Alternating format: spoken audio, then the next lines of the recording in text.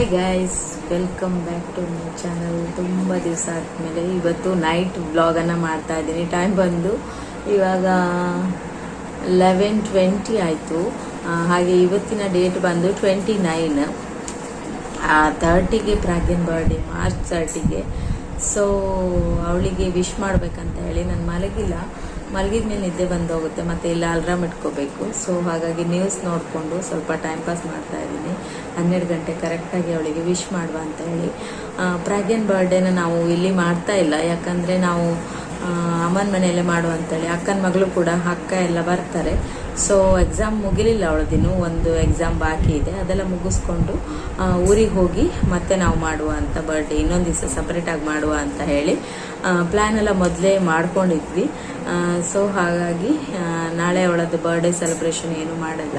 ಮತ್ತು ನಮಗೆ ದೇವಸ್ಥಾನ ಕೂಡ ಹೋಗ್ಲಿಕ್ಕೆ ಆಗೋದಿಲ್ಲ, ಯಾಕಂದರೆ ನನ್ನ ಕಸಿನ್ ಸಿಸ್ಟರಿಗೆ ಡೆಲಿವರಿ ಆಗಿದೆ. ಹಾಗಾಗಿ ನಮಗೆ ಸೂತ್ಕ ಇದೆ, ದೇವಸ್ಥಾನ ಕೂಡ ಹೋಗ್ಲಿಕ್ಕೆ ಆಗೋದಿಲ್ಲ. ಆದರೆ ನಾಳೆ ಅವಳಿಗೆ ಸ್ಕೂಲಿಗೆ ತೊಗೊಂಡು ಹೋಗ್ಲಿಕ್ಕೆ ಚಾಕ್ಲೇಟ್ಸ್ ಎಲ್ಲ ತೊಗೊಂಡು ಬರಬೇಕು ಹೋಗಿ. ಅದು ಬಿಟ್ಟರೆ ಮತ್ತೇನು ನಾವು ಸೆಲೆಬ್ರೇಷನ್ ಮಾಡ್ತಾಯಿಲ್ಲ. ಆದರೂ ನಾನು ಅಂದ್ಕೊಂಡೆ ಅವಳಿಗೆ ಏನು ಸೆಲೆಬ್ರೇಷನ್ ಮಾಡಿಲ್ಲ ಅಂದರೆ ಬೇಜಾರಾಗ್ತದೆ. ಸೊ ಹಾಗಾಗಿ ನಾನೇನು ಅಂದ್ಕೊಂಡೆ, ಅವಳಿಗೆ ಗೊತ್ತಿಲ್ಲದ ಹಾಗೆ ನಾನೊಂದು ಸಣ್ಣದೊಂದು ಕೇಕ್ ಪೀಸ್ ತಂದುಬಿಟ್ಟು ಜಸ್ಟ್ ಒಂದು ಸ್ಮಾಲ್ ಸೆಲೆಬ್ರೇಷನ್ ಮಾಡುವ. ಅದು 12 ಗಂಟೆಗೆ. ಯಾವತ್ತೂ ಕೂಡ ನಾವು 12 ಗಂಟೆಗೆ ಅವಳನ್ನು ಎಬ್ಬಿಸ್ಬಿಟ್ಟು ಕೇಕೆಲ್ಲ ಕಟ್ ಮಾಡಲಿಲ್ಲ. ಅದಕ್ಕೆ ನಾನು ಅವಳಿಗೆ ಗೊತ್ತಿಲ್ಲದಿದ್ದಾಗೆ ನಾನು ಅವಾಗ ಸಂಜೆ ರಿಲಯನ್ಸಿಗೆ ಹೋಗಿ ಬರ್ತೀನಿ, ಇಲ್ಲೇ ಆಟ ಆಡ್ಕೊಂಡು ಇರು ಅಂತ ಹೇಳಿ ಒಂದು ಪೀಸ್ ಕೇಕ್ ತೊಗೊಬಂದಿದ್ದೀನಿ. ಹಾಗೆ ಕ್ಯಾಂಡಲ್ಸ್ ಕೂಡ ತೊಗೊಬಂದಿದ್ದೀನಿ. ಸೊ ಆ ಕೇಕನ್ನು 12 ಗಂಟೆ ಕಟ್ ಮಾಡಬೇಕು. ಅವಳು ಎದ್ದೇಳ್ತಾಳೋ ಇಲ್ಲೋ ಗೊತ್ತಿಲ್ಲ. ಅವಳು 11 ಗಂಟೆ ಆದರೂ ಮಲಗಿರಲಿಲ್ಲ, ಇವಾಗ ಹೋಗಿ ಮಲ್ಕೊಂಡಿದ್ದಾಳೆ. ಅವಳಿಗೇನು ಡೌಟೇ ಇಲ್ಲ, ತಗೊಬಂದಿದ್ದು ನಾನು. ಅವಳ ಮಮ್ಮಿ ತಂದಿರೋ ಐಡಿಯಾನು ಅವಳಿಗಿಲ್ಲ. 12 ಗಂಟೆ ಎದ್ದೇಳ್ತಾಳೋ ಇಲ್ಲೋ ಗೊತ್ತಿಲ್ಲ, ಎಬ್ಬಿಸ್ಬಿಟ್ಟು ಕೇಕ್ ಕಟ್ ಮಾಡೋಣ. ಅವಳ ಎಕ್ಸ್ಪ್ರೆಷನ್ ಹೇಗಿರುತ್ತೆ, ಹೇಗೆ ಖುಷಿ ಆಗ್ತಾಳೋ ನೋಡುವ ಅಂತ ಅಂದ್ಕೊಂಡಿದ್ದೀನಿ. ಸ್ಮಾಲ್ ಒಂದು ಇಡೀ ಫುಲ್ ಕೇಕ್ ತರಲಿಲ್ಲ ನಾನು, ಒಂದು ಸ್ಮಾಲ್ ಪೀಸ್ ಕೇಕ್ ತಂದಿದ್ದೀನಿ. ಯಾಕಂದರೆ ನೆಕ್ಸ್ಟ್ ನಾಡಿದ್ದು ನಾನು ಊರಿಗೆ ಹೋದ್ಮೇಲೆ ಹಾಗೆ ಕೇಕ್ ತರಲಿಕ್ಕೆ ಉಂಟಲ್ಲ, ಹಾಗಾಗಿ ಒಂದು ಸ್ಮಾಲ್ ಸೆಲೆಬ್ರೇಷನ್ ಅವಳ ಖುಷಿಗೋಸ್ಕರ ಮಾಡುವ ಅಂತ ಹೇಳಿ ಸ್ಮಾಲ್ ಕೇಕನ್ನು ತಂದಿದ್ದೀನಿ. ಸೊ ಇವಾಗ 12 ಗಂಟೆ ಆಗಬೇಕು, ಅವಳನ್ನು ಎಬ್ಸೋಣ, ನೋಡುವ ಹೇಗೆ ಆಗ್ತದೆ ಅಂತ. ಅದಕ್ಕೆ ವೆಯ್ಟ್ ಮಾಡ್ತಾ ಇದ್ದೀನಿ. ಸ್ವಲ್ಪ ನ್ಯೂಸ್ ಎಲ್ಲ ನೋಡಿಕೊಂಡು. ತುಂಬ ದಿವಸ ಆಯಿತು ಬ್ಲಾಗ್ ಹಾಕೋಕ್ಕಾಗಿಲ್ಲ, ಯಾಕಂದರೆ ಯಾವಾಗ ಮಾರ್ಚ್ 16ಗೆ ಪ್ರಾಗ್ಯನ್ಗೆ ಎಕ್ಸಾಮ್ ಶುರುವಾಗಿದ್ದು, ಮತ್ತು ನನಗೆ ಕಂಟೆಂಟ್ ಕೂಡ ಇರಲಿಲ್ಲ. ಈ ಮಕ್ಕಳಿಗೆ ಓದಿಸೋದ್ರಲ್ಲಿ ಫುಲ್ಲು ಬ್ಯುಸಿಯಾಗಿ ಹೋಗ್ಬಿಟ್ಟಿದೆ, ಎಕ್ಸಾಮ್ ಅದು ಇದು ಅಂತ. ಹಾಗೆ ಎಕ್ಸಾಮೆಲ್ಲ ಆಗಲಿ ಮತ್ತು ಬ್ಲಾಗನ್ನು ಕಂಟಿನ್ಯೂ ಮಾಡುವ ಅಂತ ಇದ್ದೆ. ಸೊ ಅದಕ್ಕೋಸ್ಕರ ವಿಡಿಯೋ ಏನೂ ಹಾಕಿರಲಿಲ್ಲ. ಮತ್ತು ಎಲ್ಲೂ ಸಹ ಔಟ್ಸೈಡ್ ನಾವು ಹೋಗ್ತಾ ಇರಲಿಲ್ಲ. ಎಕ್ಸಾಮು ಮಿಡಲ್ಲಿ ರಜೆ ಇರುವಾಗ ಅವರಿಗೆ ಸ್ಟಡಿ ಮಾಡಿಸ್ಬೇಕಾಗಿತ್ತು, ಓದಿಸ್ಕೊಂಡು. ಅದೇ ಒಂಥರ ಪ್ರೆಷರ್ ಆಗಿಬಿಟ್ಟಿತ್ತು. ಸೊ ಹಾಗಾಗಿ ಯಾವುದೇ ರೀತಿ ವಿಡಿಯೋ ಮಾಡಲಿಲ್ಲ. ಹಾಗೆ ಕೆಲವೊಬ್ರು ಹೇಳ್ತಾರೆ ರೆಸಿಪಿ ಅಟ್ಲೀಸ್ಟ್ ಆದರೂ ಹಾಕಿದ್ದು. ನನಗೆ ಸ್ವಲ್ಪ ಉದಾಸೀನ ಆಗಿತ್ತು ವಿಡಿಯೋ ಮಾಡೋದು. ಇನ್ನೂ ಹೇಗೂ ಮಕ್ಕಳಿಗೆ ರಜೆ ಸಿಗ್ತದಲ್ಲ, ಹಾಗಾಗಿ ಕಂಟಿನ್ಯೂಸ್ ಆಗಿ ವಿಡಿಯೋ ಹಾಕುವಂತಿದ್ದೀನಿ. ನೋಡುವ ಮುಂದಿನ ದಿನಗಳಲ್ಲಿ ಏನಾಗ್ತದೆ ಅಂತ. ಹಾಗೆ ಈ ವಿಡಿಯೋನ ನಾನು ನಾಳೆನೇ ಅಪ್ಲೋಡ್ ಮಾಡ್ತೀನಿ. ಸ್ಮಾಲ್ ಆದರೂ ಓಕೆ, ನಾಳೆನೇ ಅಪ್ಲೋಡ್ ಮಾಡ್ತೀನಿ. ಎಲ್ಲರೂ ನನ್ನ ಮಗಳ ಬರ್ಡೇಗೆ ವಿಶ್ ಮಾಡಿ, ಹಾಗೆ ಅವಳಿಗೆ ಒಳ್ಳೆ ದೇವರು ಆಯಸ್ಸು ಆರೋಗ್ಯ ಕೊಡಲಿ, ಅಷ್ಟೇ ನಾವು ಕೇಳ್ಕೊಳ್ಳೋದು. ಹಾಗಾಗಿ ಎಲ್ಲರೂ ವಿಶ್ ಮಾಡಿ ಅಂತ ಕೇಳ್ಕೊಳ್ತೀನಿ. ಹಾಗೆ ಅವಳಿಗೆ ಎಲ್ಲ ವಿಶ್ ಮಾಡಿದ್ರೆ ತುಂಬ ಇಷ್ಟ. ಈ ಮಾರ್ಚ್ ಫುಲ್ ಅಂತೂ ನನ್ನ ಬರ್ಡೇ ಅದೇ ಎಕ್ಸಾಮ್ ಇದ್ರೂ ಎಕ್ಸಾಮ್ ಬಗ್ಗೆ ಅವಳು ತಲೆ ಕೆಡ್ಸ್ಕೊತಾನೆ ಇಲ್ಲ, ಬರ್ಡೇ ಬಗ್ಗೆನೇ ತಲೆ ಕೆಡ್ಸ್ಕೊತಾ ಇದ್ಲು.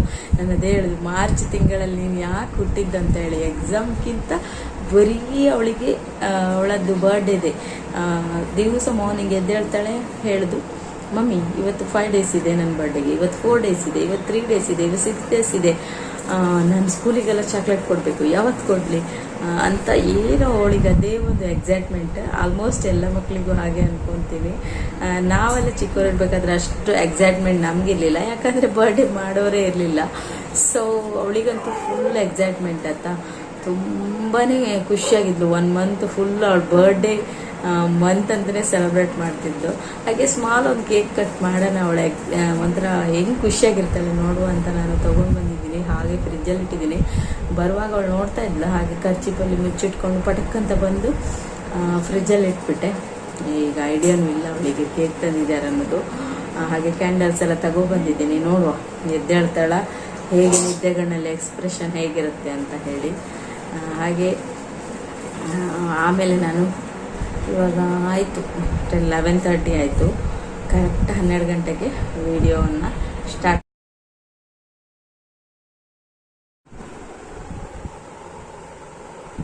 ವಿಶ್ ಯು ಹ್ಯಾಪಿ ಬರ್ಡೇ ಪಾಪು. Happy birthday Pragya. Wish you happy birthday. ಬನ್ನಿ ಬನ್ನಿ ಪಾಪು, ಬನ್ನಿ ಇಲ್ಲಿ ಬನ್ನಿ, ಕೇಕ್ ಕಟ್ ಮಾಡೋಣ. ಬನ್ನಿ ಬಾಬು, ಬನ್ನಿ ಬನ್ನಿ, ಕೇಕ್ ಕೇಕ್ ತಗೋ ಬಂದಿದ್ದೀನಿ ಪಾಪು, ಕೇಕ್ ಕಟ್ ಮಾಡೋಣ ಬಾ. Happy birthday. ಬಾ ಮಗ, ಕೇಕ್ ಕಟ್ ಮಾಡೋಣ ಬಾ. ಕೇಕ್ ತಗೋ ಬಂದಿದ್ದೀನಿ, ಬನ್ನಿ. ಓಯ್ ಓಯ್, ಬನ್ನಿ ಕೇಕ್ ಕಟ್ ಮಾಡೋಣ ಬನ್ನಿ ಮಗು, ಬನ್ನಿ ಬನ್ನಿ. Happy birthday. ಕೇಕ್ ಕಟ್ ಮಾಡಿ. ನಡೀರಿ, ಹತ್ರ ಇಡ್ತೀನಿ. ಹಾ, ಕೇಕ್ ಕಟ್ ಮಾಡಿ. Happy birthday to you, happy birthday to you, happy birthday to you Pragya, happy birthday to you.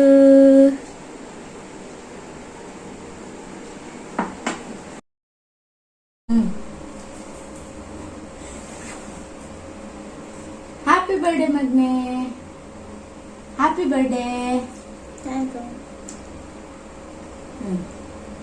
ಚಿನ್ನಿ, ಮಮ್ಮಿಗೆ ತಿನ್ಸಿ, ಮಮ್ಮಿಗೆ ತಿನ್ಸಿ, ಕೈಯೆಲ್ಲ ತಿನ್ಸಿ. ಚಾಕೋಲ್ ತಿನ್ನಿಸ್ತೀನಿ.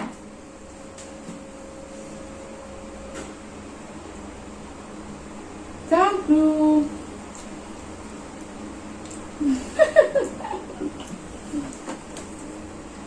ಪಾಪು, ಸರ್ಪ್ರೈಸ್ ಮಮ್ಮಿದು ಕೇಕ್ ಕಟ್ಟಿಂಗ್. ಖುಷಿ ಆಯ್ತಾ? ನೀ ಅನ್ಕೊಂಡಿದ್ಯಾ ಮಮ್ಮಿ ತರ್ತಾಳೆ ಅಂತ? ಇಲ್ಲ, ಗೆಸ್ ಇಲ್ಲಲ್ಲ. ಹ್ಯಾಪಿ?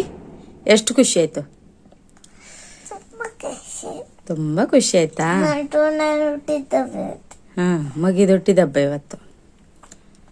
ಅದಕ್ಕೆ ಮಮ್ಮಿ ಕೇಕ್ ತಂದಿದ್ದು ಸ್ಮಾಲ್. ಇನ್ನೊಂದ್ಸತಿ ಬಿಗ್ ಆಗಿ ಸೆಲೆಬ್ರೇಷನ್ ಮಾಡಕ್ಕಿದೆ ಅಲ್ಲ ಮಗ? ಈಗ ಸ್ಮಾಲ್ ಆಗಿ ಮಾಡಿದ್. ಈಗ ಮಗಿಗೆ ಜೋರ್ ನಿದ್ದೆ ಬಂದಿತ್ತಲ್ಲ. ಹ, ಇನ್ ಮಲಗುದಾ? ಮತ್ತೆ ಥ್ಯಾಂಕ್ ಯು ಹೇಳಲಿಲ್ಲ ಮಮ್ಮಿಗೆ. Thank you. ಬಾಯ್, ಮಲ್ಕೊಳ್ಳಿ. ಇವತ್ತಿನ ವಿಡಿಯೋ ಇಷ್ಟೇನೆ. ಪ್ರಾಗ್ಯಂದೊಂದು small birthday celebration. Next big celebration ಬರ್ತದಲ್ಲ ಮಗ? ಅದಕ್ಕೆ ನೀವು ವೇಟ್ ಮಾಡಿ ವಿಡಿಯೋ ಬರಬೇಕಂದ್ರೆ ಅಲ್ವಾ? ಈಗ ಮಗು ಮಲ್ಗುದು. ಎಲ್ಲರೂ ಪ್ರಾಗ್ಯಂಗೆ ವಿಶ್ ಮಾಡಿ ಅಲ್ಲ ಮಗ? Okay, good night. Good night. Bye. Like and subscribe my channel. Okay, bye.